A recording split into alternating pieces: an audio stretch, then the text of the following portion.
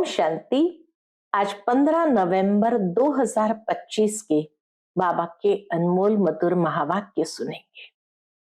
आज की मुरली में बाबा कहते 2 अक्षर है, एक है सौभाग्यशाली, दूसरा है दुर्भाग्यशाली। तुम बच्चे अभी बाप की याद में रहकर सौभाग्यशाली बनते हो। बाबा कहते ये याद की यात्रा ही ऐसी है जो हमारे कैरेक्टर्स को सुधारते हैं, और जितना कैरेक्टर्स सुधरते जाते हैं, श्रेष्ठ बनते जाते हैं, उतना सौभाग्यशाली बनते जाते हैं। लक्ष्मी नारायण के कैरेक्टर्स को देखो कितने ऊंच है। बाबा कहते तुम बच्चों को भी अपने कैरेक्टर्स को ऐसे बनाना है, यही बनाना है। सतयुग में जाकर तो नहीं बनाएंगे। कैरेक्टर्स को श्रेष्ठ बनाने के लिए चाहिए श्रेष्ठ कर्म, श्रेष्ठ धारणाएं, तब कैरेक्टर्स हमारे श्रेष्ठ बनते हैं। तो बाबा कहते तुम बच्चों को कभी भी रोना नहीं है। रोने से बाप का नाम बाला नहीं करते हैं। और हमारी अवस्था कैसी है उसका पता भी तब लगता है जब बीमारी आती है। बीमारी के समय ही अवस्था की यथार्थ परख होती है। अगर बीमारी के समय भी खुशी बनी रहे, खुश मिजाज रहे और खुश नसीबी चारों ओर अपनी प्रत्यक्ष करते रहे, तो सबको बाप की याद दिलाएंगे। तो बाबा कहे ये अवस्था बहुत अच्छी है। अगर खुद भी रोएंगे, उदास होंगे, तो दूसरों को खुश मिजाज कैसे बनाएंगे। इसलिए बाबा ने आज फरमान किया है, बच्चे तुम्हें कभी भी रोना नहीं है। कुछ भी हो जाए, सदा अपना चेहरा खुशी में रखना है। सुनते हैं आज के बाबा के अनमोल मधुर महावाक्य। ओम शांति। मीठे बच्चे, अपने कैरेक्टर सुधारने के लिए याद की यात्रा में रहना है। बाप की याद ही तुम्हें सदा सौभाग्यशाली बनाएगी। आज की मुरली से प्रश्न है, अवस्था की परख किस समय होती है? अच्छी अवस्था किसकी कहेंगे? उत्तर, अवस्था की परख बीमारी के समय होती है। बीमारी में भी खुशी बनी रहे और खुश मिजाज चेहरे से सबको बाप की याद दिलाते रहो, यही है अच्छी अवस्था। अगर खुद रोएंगे, उदास होंगे, तो दूसरों को खुश मिजाज कैसे बनाएंगे। कुछ भी हो जाए, रोना नहीं है। ओम शांति। 2 अक्षर गाए जाते हैं, दुर्भाग्यशाली और सौभाग्यशाली। सौभाग्य चला जाता है तो दुर्भाग्य कहा जाता है। स्त्री का पति मर जाता है तो वह भी दुर्भाग्य कहा जाता है। अकेली हो जाती है। अभी तुम जानते हो हम सदा के लिए सौभाग्यशाली बनते हैं। वहां दुख की बात नहीं, मृत्यु का नाम नहीं होता है, विधवा नाम ही नहीं होता। विधवा को दुख होता है, रोती रहती है। बल साधु संत है, ऐसे नहीं कि उन्हें कोई दुख नहीं होता है। कोई पागल बन पड़ते हैं, बीमार रोगी भी होते हैं। यह है ही रोगी दुनिया। सतयुग है निरोगी दुनिया। तुम बच्चे समझते हो, हम भारत को फिर से श्रीमत पर निरोगी बनाते हैं। इस समय मनुष्य के कैरेक्टर्स बहुत खराब है। अब बाबा कैरेक्टर्स पर ले आते हैं। इस समय मनुष्य के कैरेक्टर्स बहुत खराब है। अब कैरेक्टर्स सुधारने की भी जरूर डिपार्टमेंट होगी। स्कूल में भी स्टूडेंट का रजिस्टर रखा जाता है कैरेक्टर्स देखने के हिसाब से। उनके कैरेक्टर्स का पता चलता है। इसलिए बाबा ने भी रजिस्टर रखवाया था। हर एक अपना रजिस्टर रखो। कैरेक्टर देखना है कि हम कोई भूल तो नहीं करते हैं। पहली बात तो बाप को याद करना है, उनसे ही तुम्हारा कैरेक्टर सुधरता है। आयु भी बड़ी होती है एक की याद से, योग से ही आयु बड़ी होती है। यह तो है ज्ञान रत्न। याद को रत्न नहीं कहा जाता है। ज्ञान को रत्न कहा जाता, याद को रत्न नहीं कहा जाता। याद से ही तुम्हारे कैरेक्टर सुधरते हैं। यह 84 जन्मों का चक्र तुम्हारे सिवाय कोई समझा ना सके। इस पर समझाना है विष्णु और ब्रह्मा। शंकर के तो कैरेक्टर नहीं कहेंगे। तो कैरेक्टर सुधारने की जब बात आई तो बाबा कहते एक तो कैरेक्टर सुधरता है रजिस्टर रखने से, दूसरा याद की यात्रा में रहने से कैरेक्टर सुधरते हैं। तो बाबा कहते तुम बच्चे जानते हो ब्रह्मा और विष्णु का आपस में क्या कनेक्शन है। विष्णु के 2 रूप है, ये लक्ष्मी नारायण। वही फिर 84 जन्म लेते हैं। 84 जन्मों में आप ही पूज्य और आप ही पुजारी बनते हैं। प्रजापिता ब्रह्मा तो जरूर यहां ही चाहिए ना। साधारण तन चाहिए, बहुत करके इसमें ही मूंझते हैं। ब्रह्मा तो है ही पतित पावन बाप का रथ। कहते भी है दूर देश का रहने वाला आया देश पर आए। पावन दुनिया बनाने वाला पतित पावन बाप पतित दुनिया में आया है। पतित दुनिया में एक भी पावन नहीं हो सकता। अभी तुम बच्चों ने समझा है कि 84 जन्म हम कैसे लेते हैं। कोई तो लेते होंगे ना, जो पहले पहले आते होंगे उनके ही 84 जन्म होंगे। सतयुग में देवी देवता ही आते हैं। मनुष्य का जरा भी ख्याल नहीं चलता 84 जन्म कौन लेंगे। समझ की बात है। पुनर्जन्म तो सब मानते हैं। 84 पुनर्जन्म हुए, ये बड़ी युक्ति से समझाना है। 84 पुनर्जन्म हुए, ये बड़ी युक्ति से समझाना है। 84 जन्म तो सभी नहीं लेंगे। बाबा कहे 84 जन्म तो सभी नहीं लेंगे ना। एक साथ सब थोड़ी आएंगे और शरीर छोड़ेंगे। भगवान वाच भी है कि तुम अपने जन्मों को नहीं जानते हो। भगवान ही बैठ समझाते हैं। तुम आत्माएं 84 जन्म लेती है। ये 84 की कहानी बाप तुम बच्चों को बैठ सुनाते हैं। यह भी एक पढ़ाई है। 84 का चक्र तो जानना बहुत सहज है। 84 का चक्र तो जानना बहुत सहज है। दूसरे धर्म वाले इन बातों को समझेंगे नहीं। तुम्हारे में भी कोई सभी 84 जन्म नहीं लेते हैं।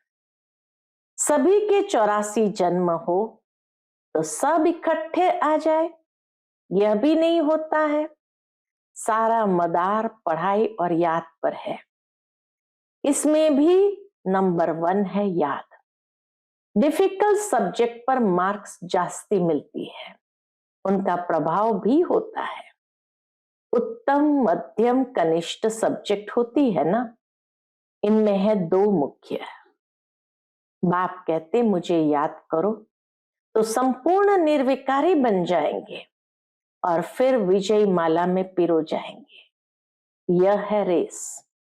पहले तो खुद को देखना है कि मैं कहां तक धारणा करता हूं, कितना याद करता हूं, मेरे कैरेक्टर्स कैसे हैं। 3 बातों की चेकिंग करने लिए बाबा ने कहा मैं कहां तक धारणा करता हूं, कितना याद करता हूं, मेरे कैरेक्टर्स कैसे हैं। अगर मेरे में ही रोने की आदत है तो दूसरे को खुश मिजाज कैसे बना सकता हूं? तो दूसरे को खुश मिजाज कैसे बना सकता हूं? बाबा कहते हैं, जो रोते हैं सो खोते हैं। कुछ भी हो जाए, कुछ भी हो जाए, लेकिन रोने की दरकार नहीं है। बीमारी में भी खुशी से इतना तो कह सकते हो, अपने को आत्मा समझ बाप को याद करो। बीमारी में ही अवस्था की परख होती है। तकलीफ में थोड़ा कुड़कने की आवाज भल निकलती है, परंतु अपने को आत्म समझ बाप को याद करना है। बाप ने पैगाम दिया है। पैगंबर मैसेंजर एक शिव बाबा है, दूसरा कोई है नहीं। बाकी जो भी सुनाते हैं सारी भक्ति मार्ग की बातें। इस दुनिया की जो भी चीजें हैं सब विनाशी है। अभी तुमको वहां ले जाते हैं जहां टूट फूट नहीं। वहां तो चीजें ही ऐसी अच्छी बनेगी जो टूटने का नाम ही नहीं होगा।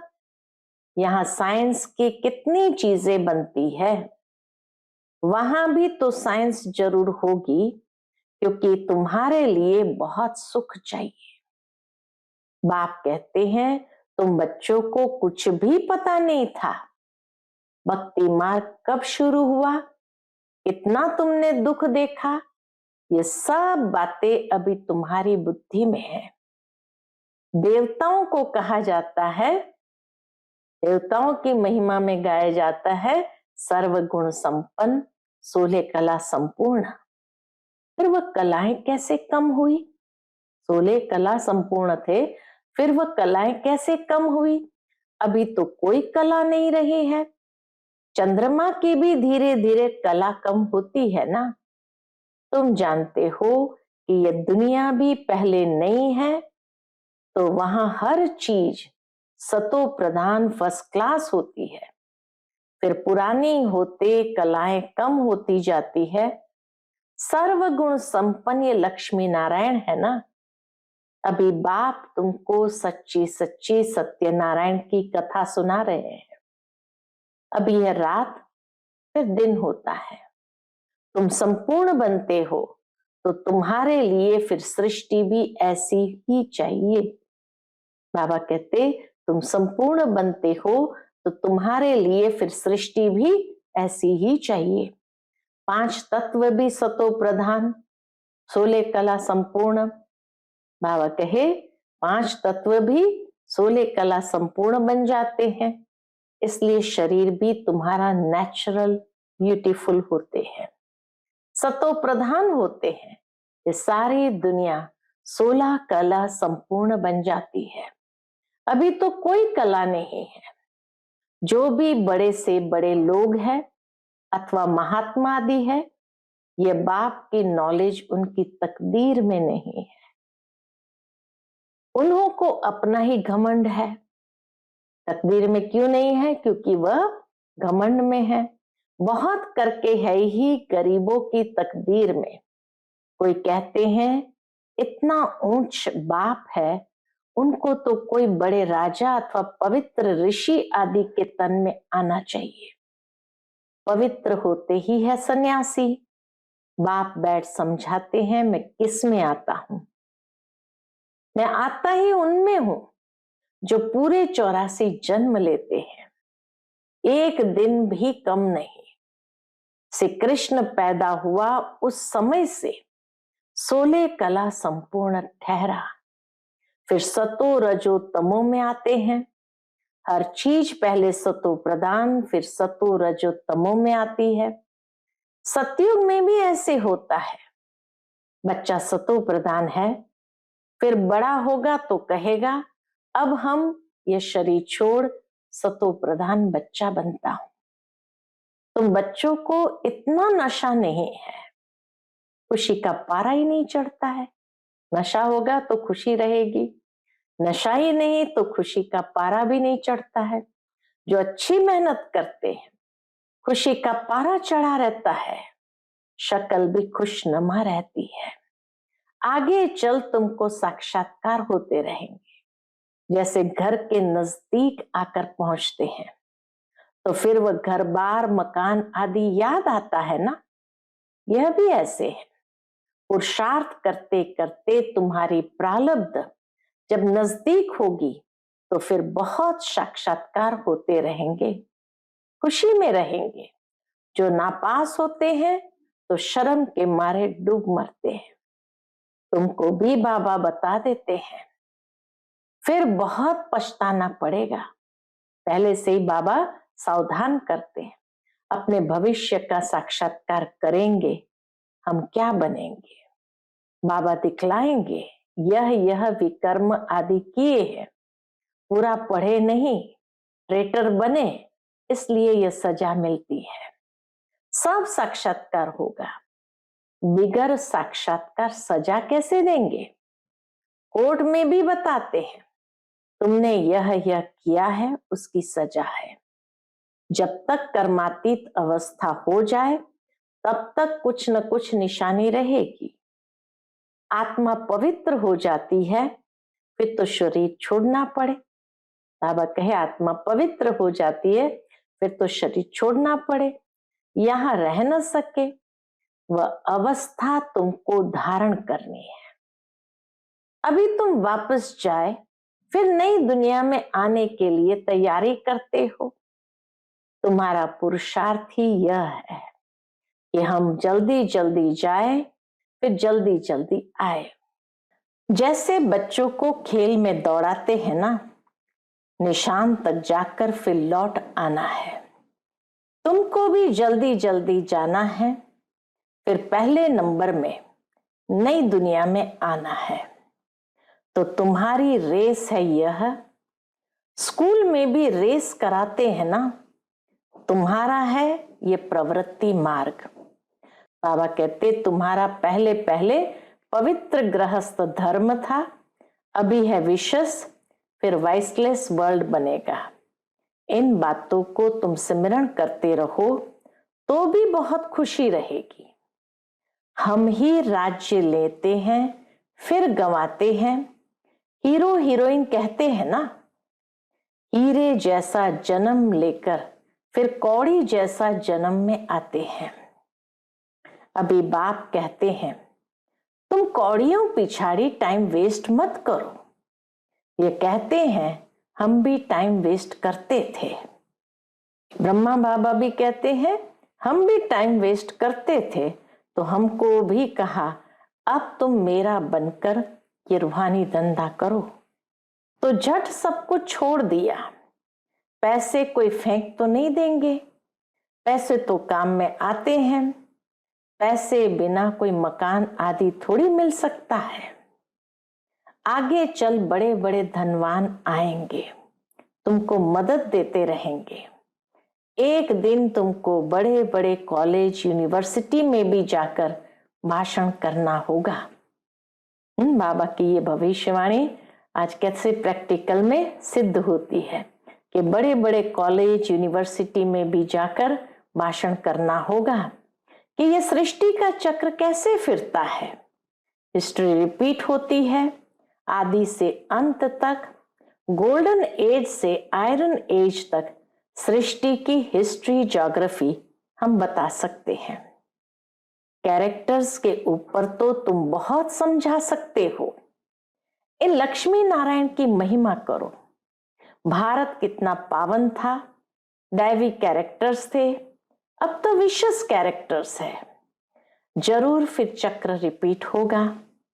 हम वर्ल्ड की हिस्ट्री ज्योग्राफी सुना सकते हैं, वहां जाना भी अच्छे से अच्छे को चाहिए।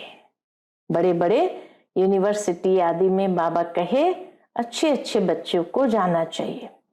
जैसे थियोसॉफिकल सोसाइटी है, वहां तुम भाषण करो। श्री कृष्ण तो देवता था, सतयुग में था। पहले पहले है श्री कृष्ण जो फिर नारायण बनते हैं। हम आपको श्री कृष्ण के 84 जन्मों की कहानी सुनाए जो और कोई सुना न सके।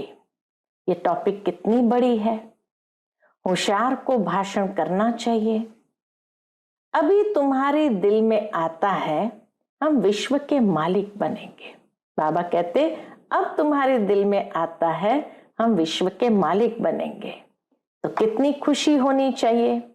अंदर बैठ ये जाप जपो, फिर तुमको इस दुनिया में कुछ भासेगा नहीं। अजपा जाप चलता रहेगा तो कुछ भी भासेगा नहीं। यहां तुम आते ही हो विश्व का मालिक बनने, परम पिता परमात्मा द्वारा। विश्व तो इस दुनिया को ही कहा जाता है, ब्रह्म लोक व सूक्ष्म वतन को विश्व नहीं कहेंगे। बाप कहते मैं विश्व का मालिक नहीं बनता हूं, इस विश्व का मालिक तुम बच्चों को बनाता हूं। कितनी गुह्य बातें हैं। तुमको विश्व का मालिक बनाता हूं, फिर तुम माया के दास बन जाते हो। यहां जब सामने योग में बिठाते हो तो भी याद दिलानी है। आत्म अभिमानी हो बैठो, बाप को याद करो, 5 मिनट बाद फिर बोलो। तुम्हारे योग के प्रोग्राम चलते हैं ना, बाबा कहे उन्हें स्मृति दिलाओ। तुम्हारे योग के प्रोग्राम चलते हैं ना। बहुतों की बुद्धि बाहर चली जाती है, इसलिए 5-10 मिनट बाद फिर सावधान करना चाहिए। अपने को आत्मा समझ बैठे हो, याद दिलाते रहो, स्मृति दिलाओ। बाप को याद करते हो तो खुद का भी अटेंशन रहेगा। बाबा ये सब युक्तियां बतलाते हैं। घड़ी घड़ी सावधान करो। अपने को आत्मा समझ शिव बाबा की याद में बैठे हो तो जिनका बुद्धि योग भटकता होगा वो खड़े हो जाएंगे। घड़ी घड़ी ये याद दिलाना चाहिए। बाबा की याद से ही तुम उस पार चले जाएंगे। गाते भी है, खेवैया नैया मेरी पार लगाओ, परंतु अर्थ को नहीं जानते। मुक्तिधाम में जाने के लिए आधा कल्प भक्ति की है। अब बाप कहते मुझे याद करो तो मुक्तिधाम में चले जाएंगे। तुम बैठते ही हो पाप कटने लिए, तो फिर पाप करने थोड़ी चाहिए, नहीं तो फिर पाप रह जाएंगे। नंबर 1 ये पुरुषार्थ है। कौन सा? अपने को आत्म समझ बाप को याद करो। ऐसे सावधान करते रहने से अपना भी अटेंशन रहेगा, खुद को भी सावधान करना है। खुद भी याद में बैठे तब औरों को बिठाए। हम आत्मा है, जाते हैं अपने घर, फिर आकर राज्य करेंगे। अपने को शरीर समझना यह भी एक कड़ी बीमारी है, इसलिए ही सब रसाताल में चले गए हैं। इसलिए ही सब रसाताल में चले गए हैं। उनको फिर सैल्वेज करना है। बाबा कहते सब रसाताल में चले गए, इसलिए उनको फिर सैल्वेज करना है। वो तो हम बच्चों का ही काम है। अच्छा, मीठे मीठे सिकिलते बच्चों प्रति माता पिता बाप दादा का याद प्यार और गुड मॉर्निंग। रूहानी बाप की रूहानी बच्चों को नमस्ते। हम सब रूहानी बच्चों की रूहानी माता पिता बाप दादा को याद प्यार, गुड मॉर्निंग और नमस्ते। नमस्ते। शुक्रिया बाप दादा, शुक्रिया। आज की मुरली से धारणा के लिए मुख्य सार है। पहली पॉइंट, अपना टाइम रूहानी धंधे में सफल करना है। हीरे जैसा जीवन बनाना है। अपने को सावधान करते रहना है। शरीर समझने की कड़ी बीमारी से बचने का पुरुषार्थ करना है। दूसरी पॉइंट, कभी भी माया का दास नहीं बनना। अंदर में बैठ जाप जपना है। अंदर में बैठ जाप जपना है कि हम आत्मा है। खुशी रहे, हम बेगर से प्रिंस बन रहे हैं। आज का बाप दादा का मधुर वरदान हम बच्चों के लिए है। अनुभव के गुह्यता की प्रयोगशाला में रह नई रिसर्च करने वाले अंतर्मुखी भव। अनुभव के गुह्यता की प्रयोगशाला में रह नई रिसर्च करने वाले अंतर्मुखी भव। जब स्वयं में पहले सर्व अनुभव प्रत्यक्ष होंगे, तब प्रत्यक्षता होगी।